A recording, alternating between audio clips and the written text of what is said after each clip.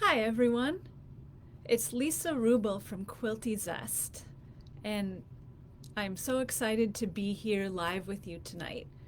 I might start talking too quickly, so let me start again. I'm Lisa Ruble from Quilty Zest, and I'm super excited to be here in the Thermoweb craft room tonight to talk about some of my Summer Strippy Improv projects. So while we wait for people to get signed on, I'm just gonna tell you a couple things. First of all, I've done this before with two cameras, one overhead looking down and then the one straight at my face. But unfortunately, my chief technology officer is at band camp this week. And while he left me very detailed instructions on how to do this myself, I couldn't quite make it work. So I'm sure you all know how that goes. Sometimes the technology aspect is challenging. So we're just going to go with the one camera tonight, and I'll adjust my camera location so that you can see some of the other things I've got going on down in front of me when the time comes. But again, I'd like to thank you for joining us tonight. Hi, Dawn. I see you over there. And to let you know that we're giving away a $25 gift card for Thermoweb products tonight. So in order to be entered in that, make sure that you leave a comment while you watch the video. And I've got a couple questions I'll be asking tonight as well. I've created some polls, so we'll see how that technology goes. And I'm looking for your opinion on a couple things, a couple projects that I'm working on. And so this, we miss our kids in so many ways when they are gone. That is probably the way that I miss him the most. But we have two kids at camp and one kid who's home this week but going to day camp, and it's been much quieter this week around here, much more productive with only one kid who is relishing being the only child this week. Hi, Cindy from Florida. I hear you guys are getting just a tiny bit of rain down there. Hopefully you're high and dry. So as you come in, please do leave a comment, say hello. I'll get you entered in the gift certificate drawing, but also let us know where you're from. It's kind of fun to see where all people are coming from. There's South Dakota, fantastic. I know some soccer kids who are headed out to South Dakota this weekend from Michigan, a long car trip for a tournament. So beautiful part of the country. We were there a couple years ago. So I am in Southwest Michigan in Battle Creek, and this is our second week of summer vacation. And I am in a mindset of all things summer. So that is why we're going to be talking about Strippy Improv summer projects tonight. And I'm just going to grab a quick drink of water. So if you are not familiar with my Strippy Improv technique, it started out about 4 years ago. I was just playing around with ways that I could combine some Strippy Improv piecing with my scraps and applique to create some fun shapes. And it started out with holiday and then went into Halloween, hearts, stars. I've really had a lot of fun coming up with different shapes that I can use this technique for. And so I started using Thermoweb products for it because the shape is created using reverse applique. And I'm going to show you, give you a little demo of one of those blocks tonight, as well as show you 3 new projects I've created. So for 2024, I am doing a year of Strippy Improv. So I'm doing 4 patterns that I'm selling in my Etsy shop. One for spring, for summer, for fall, and for winter. So right now we're focused on summer, and so I've gave a sneak peek of the blocks themselves over on the Thermoweb blog and on my social media. If you're on Instagram, I'm at Quilty Zest, just like on my shirt here. And so you may have seen my blocks, but if not, tonight I'll be showing you my blocks as well as the projects that I've made from them, and I'm really excited about those. So let's get started. So my block for June, because I kind of do one for each month, my block for June is flip-flops. And so here is my flip-flop block.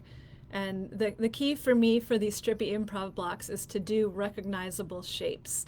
And flip-flops, everyone loves to wear them in the summer. I think I've got 3 pairs going in different rooms of the house that I just switch back and forth to. And for these particular flip-flops, I did a bunch of colors for the base of the flip-flop, just for some fun. And the flip-flops become a tote bag. And so here I actually ended up with a couple versions of some of these projects because I wanted to just play around with colors and find some, work on my pattern and make sure it was the right size and everything. So here is one of my flip-flop tote bags. You can see it right there. And it also has flip-flops that have kind of a stripe effect to them with the different colors, the pinks and the oranges there. And then I've got this one here. Let's get the handle out of the way. So this one is made out of batiks, and you can see I used all different blues, sort of turquoisey blues for the flip-flops. So that's one of the things I wanted to point out about Strippy Improv is that based on your color choices, you can kind of create something where it all kind of reads as one color, or you can make more of a stripe effect. So I'm going to show you how I put one of these blocks together. I'm just going to tilt this down a bit. Again, I apologize for the low-tech version. If you joined me late, my chief technology officer is at summer camp, and so normally I use 2 cameras, but I couldn't quite figure it out tonight myself.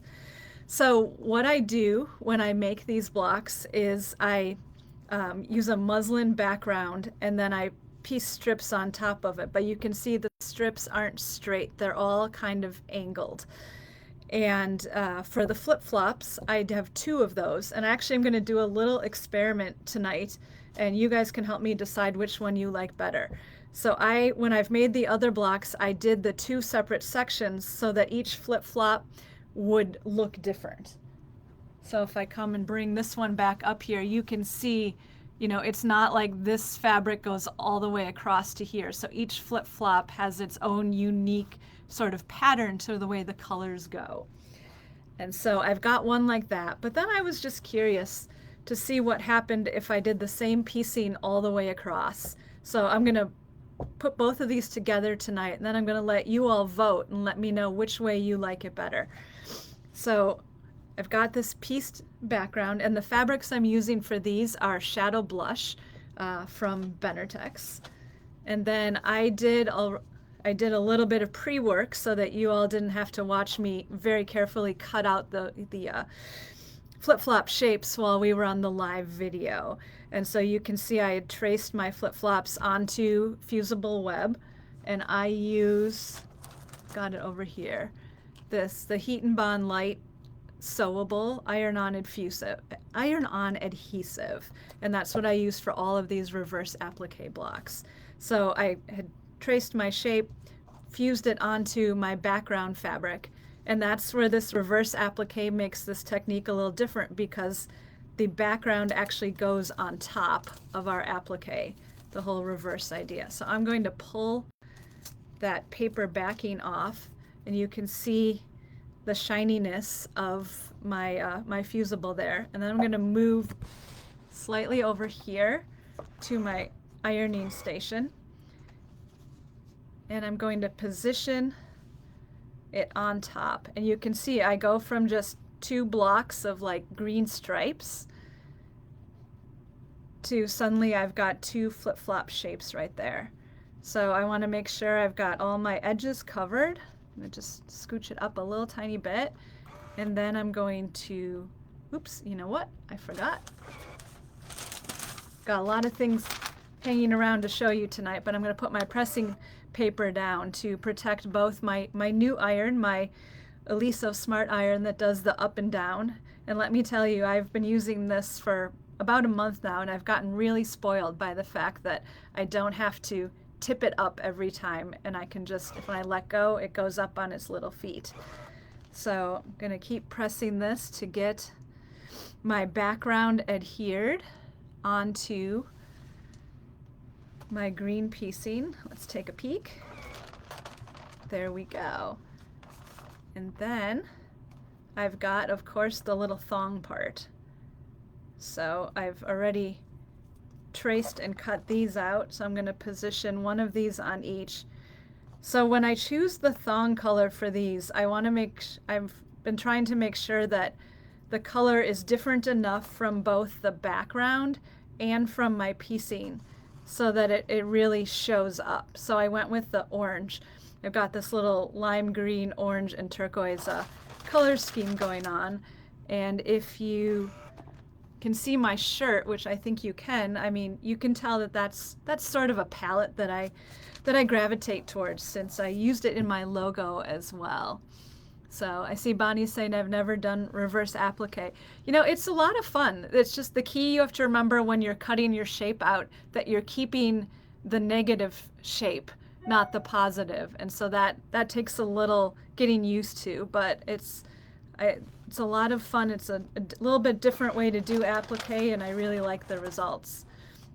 So here we've got the one block, and I'm going to bring over our single pieced unit here and do the same thing, and then I'll show you both and you can let me know which one you like better. Like I said, I haven't tried this before with just the one strip all the way across, so I'm curious to see what it looks like and how much of a difference it makes. So by having just one piece, I don't have to worry about, you know, if I've got ends showing through at this very skinny part right there. And that's why I wanted to try this, to see if that made much of a difference or not. So I'm going to press this one down. So the original that I showed you while I'm pressing right here, this shadow blush version is what I'm going to make into a tote bag next. And I'm gonna show you the colors I'm gonna use and looking for a little input on that as well. And Chris asked, did I sew or piece the strips onto the muslin? Yes, and Dawn answered, thank you. Yes, I did do that because having that muslin gives it a little more stability, especially as I'm sewing kind of wonky strips together, angled ones, there's a little bit more stretch. So having it on the muslin keeps it from stretching and keeps it nice and straight. So I go through a surprising amount of muslin. Okay, there's that one. And then, you know what, I didn't get, now you get to watch me cut a little bit because I realized that I was one thong short for my flip-flops. And so one other point I want to make about these Strippy Improv blocks is if they are directional shapes, you need to make sure that you have it reversed correctly because sometimes it matters. So for the flip-flops, it doesn't matter quite as much as it does for the little thong parts because we need one to go in either direction. But in the third block I'll show you tonight, it is not directional, and that's nice because you don't have to remember to do it backwards. I have a couple blocks that I've made backwards because I get so excited to work on it that I forget to make sure I've reversed it. Okay, I'm going to put these thongs on, and then we'll take a look at the two different styles of stripes, and you can let me know what you think. So Cindy wants to know what the ironing paper is. It's pressing paper from Thermoweb, and it's got a shiny side that you put down on what you're ironing, and then the paper side is on top. And it protects both your iron and your piece, so you don't end up with any of that sticky adhesive glue, activated onto the bottom of your iron. So it's really nice to have, and also the iron glides really nicely across the top of it. Okay. Okay, so there's the second one. Okay, I'm going to come back up to here. Okay, so here is version 1, where you can see the same color green goes, you know what, I'm going to activate my poll first. And then as I explain it, hopefully you all can vote and let me know what you think. Okay, it is active. Great. So this is option one, where I did one long strip pieced across, and you can see, so on each flip-flop, the lighter green is in the same spot, and then the darker, and it kind of works its way up. And right here is option two, where I pieced the section for each flip-flop separately. And so you can see, like, this one's got the dark green at the bottom, and that one's got the light green, and vice versa. So each flip-flop is unique in its stripe placement, I guess. So I'd love for you to vote and show results in the video. Sorry, this is my first time doing a poll tonight, so just trying it out and seeing how it works. But this is option one, where the stripe goes all the way across and both flip-flops are identical. And here is option two, where the stripes are a little bit different in each flip-flop. And I've always done it this way before, but I thought I'd try it this way. So thanks for giving your opinion out there. Okay, oops, I'm gonna keep that up here. Okay, moving on to, still on the flip-flops, but I just wanted to show you something. Two of the other products I use from Thermoweb for all of these projects, but the one specifically for the tote bags. So I use, here we go, on the ground. So I use this fusible fleece on the back of the blocks, and then I quilt the front of my tote bag because it gives it, a little bit more texture and a little bit more body. But I made this bag first, and I put a little batting in it tonight so you can, see what it looks like kind of full. I'm just going to tilt down. Now this bag has fusible fleece in it, and that's all that's in it. And you can see it's a great bag, a great sized bag, but it's got a lot of flop to it. And, that works for a tote bag depending on what you want to use it for. I tend to open mine on the ground a lot, and, and want it to be able to stand up. So when I made this version, I added in a layer of the extra firm craft fusible interfacing. And so I used the fusible fleece, but I added in the, extra firm interfacing as well. And you can see this one also has batting in it. And you can see that it really stands up. It's got a lot more body on its own.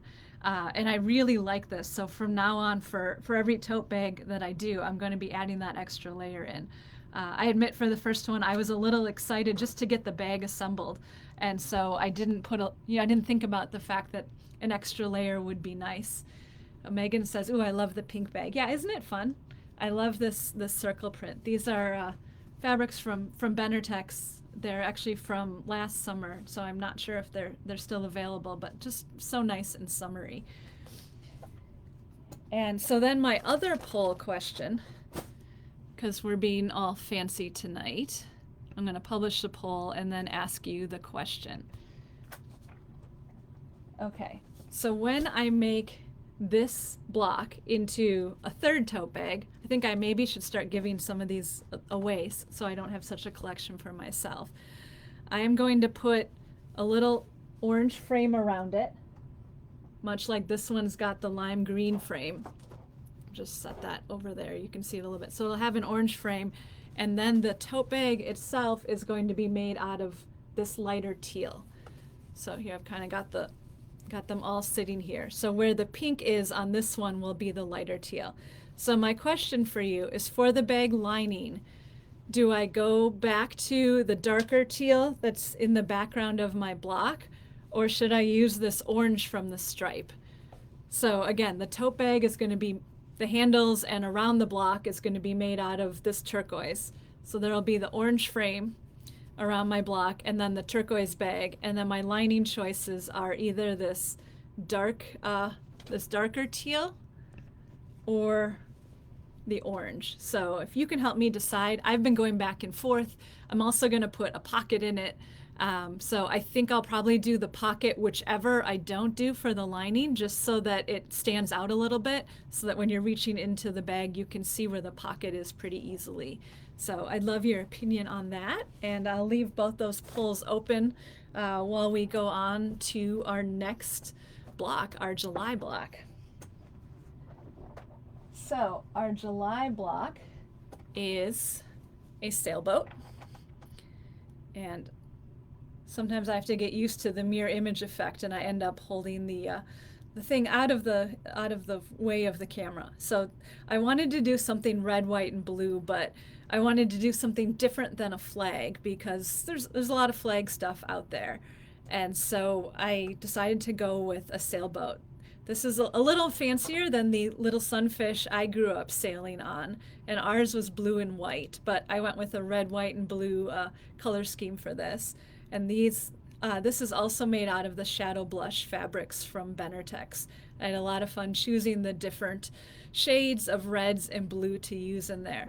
And so if I bring it up close, you can see I've got 2 different colors of blue in that sail on the, I think I'm getting my left and right confused because I'm mirror imaging, but 2 different colors of blue in there, and then over here I've got the red and white. So just like the flip-flops, a really good example of seeing what it looks like to create sort of a stripe effect versus more of a tonal effect. And then I did the blue and white piece squares around the outside. So this can either be turned into a wall hanging. This is 24 inches squared like it is. You can see I've already quilted it. Or what I want to do with it is turn it into a throw pillow. So the pattern will have instructions both for making the sailboat and then for transforming it into a floor pillow, probably, because it's kind of a bigger one. And I just want to show you, similar to the thongs on the flip-flops, only the 2 sails are done with the reverse applique, and then the blue background goes over the top. And then on top of that, I did traditional fusible applique, raw edge, for the little flag at the top, the mast, the actual boat part, and then the water down below. So it's a combination of reverse and regular applique, which just allows me to get all those details in there that I want. And then a lot of people, oops, I got a lot of thread hanging on here. A lot of people ask about the quilting for this. I tend to do a lot of straight line quilting because I'm not a great machine quilter, and that's just easy for me. But what I really like for the Strippy Improv is that it adds texture without distracting from the design. And the other thing I want to show you, which I probably should have done on the flip-flops, but we'll try it here. So if you look closely, you can see that I did a zigzag stitch around the outside edge of the reverse applique. And you do that to reinforce the fusible, but also for a design element. And I tend to use the same color thread as my background so that it blends in. And when it's something that's going to get a lot of use, like a pillow or like a tote bag, I will usually do that zigzag stitch. But there is, let me find an example here. On this bag, you can see that for the, hopefully you can see, for the flip-flops themselves, I just did a straight stitch around the edge of the actual flip-flop instead of a zigzag stitch. And that is definitely another option, just as long as you have some sort of stitch that helps to hold the applique together as the item gets used. And so then I also had a print version that I did, very same color scheme of the patriotic red, white, and blue. But you can see all these little red and white prints and navy and white prints. And then, so I wanted to show you one more Thermoweb product that I use when I have a design that has a lighter background like this. And I think actually holding this up may make it easier to see. So if you look at this particular block, I've got these darker navy strips, and they extend beyond that background square, or beyond the edge of into my background square, I guess. And I've got this lighter blue fabric and these navy strips.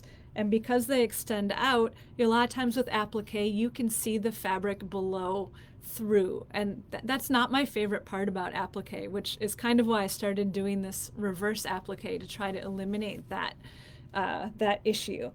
So when I first made this block, this is attempt number 1. Oh yeah, this works really well holding it up like this. So you can see, I'm going to point it out and then go back and hold it. But you can see right here, you can see the strips through. And that's because that's that red and that white showing through the light blue. And obviously I didn't love that look. And so what I did on this version is I put in a layer of the lightweight fusible interfacing.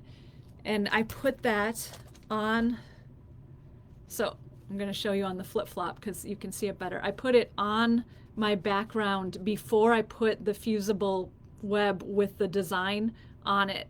And so it just sort of reinforced that the lighter colored fabric, and then I put the fusible web on that with the shape cut out, and then I cut through all the layers, and it keeps it from showing through.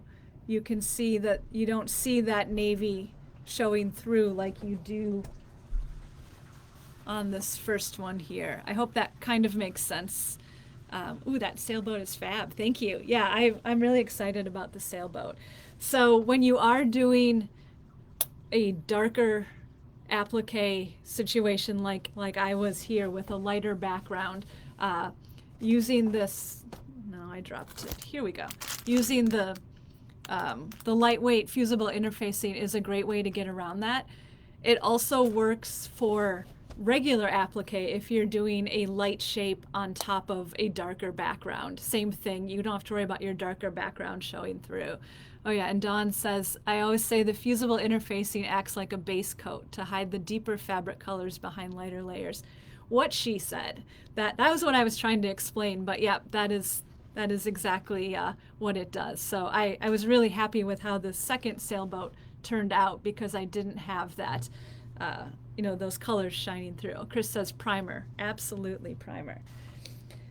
Okay, and now we're getting on to the third block, which is probably my favorite of the three. And that is watermelon.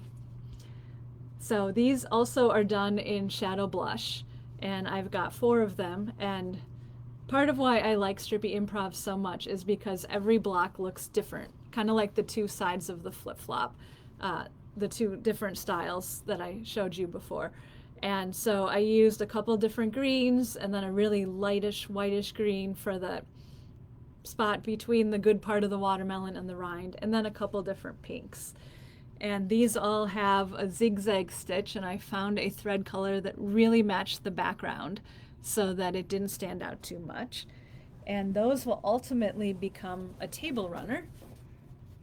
And here is the version I completed already. These are all batiks, and I just love how juicy those batiks look. They really just give me that watermelon feeling. So this is what these shadow blush blocks will become, but this was the one that I finished first. And while this is technically the August block, I think this would be great all summer long because everyone loves watermelon, whether it's June, July, or August. So this is block number 3. And like I said, this is probably the one of the 3 I'm most excited about. And because it is a simpler shape, it doesn't have a right or a wrong side to it because it's a triangle with a curved top. So you don't have to worry about having it be backwards, which is really nice as well. And then for this one, just to give it a different look, I did a frame around it that is 2 strips that are a little skinnier and then 2 strips that are a little bit wider, and alternating the green and the pink. So lots of fun. So I have been busy sewing all of these blocks and all of these projects, and then also writing the pattern. But the pattern has taken a little bit of a backseat because, let's be honest, the sewing part is more fun. So I am trying to finish up writing this pattern, and when I'm done with it, it will be available in my Etsy shop. The pattern includes all 3 of the projects you saw tonight, both the directions to make the blocks and the projects. So the flip-flop tote bag, the sailboat pillow, and the watermelon table runner. And then my local quilt shop, which is So Fabulous in Portage, Michigan, has all of the shadow blush fabrics. So if you liked the shadow blush versions I showed tonight, you can get the fabrics you need for those projects. They'll be putting those together. So that's a great way to know exactly what they'll look like. And as I continue to work on these and other stuff, you can follow me at Quilty Zest on Instagram. I also have an email newsletter on my blog, which is quiltyzest.com.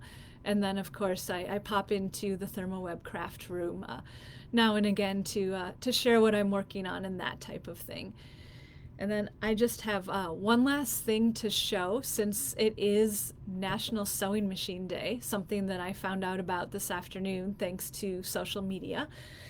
I have been working on another Strippy Improv project, and I've shown bits and pieces of this, but I haven't shown the finished quilt. Well, I say finished quilt, but it doesn't have a binding yet. But I haven't shown the finished quilt yet. It is brand new, and I'm also working on the pattern for this one, but it is using some Bernina fabrics from Benartex as well.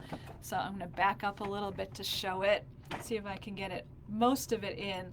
But it's Strippy Improv blocks, and so little Strippy Improv sewing machines alternating with heart blocks, and then sewing machine fabric around the border. And if I come up close, you can see the Strippy Improv blocks are a combination of cotton shot fabrics, which is a tonal from Benartex, as well as these sewing themed fabrics that have both text and little images on it. And then some really fun sewing machine fabric in the border, especially if you are a Bernina fan. So I had a lot of fun making this, and you'll be seeing more of it on social media as I get it finished and take it to Bernina University next week to show it off to some quilt shops. Okay,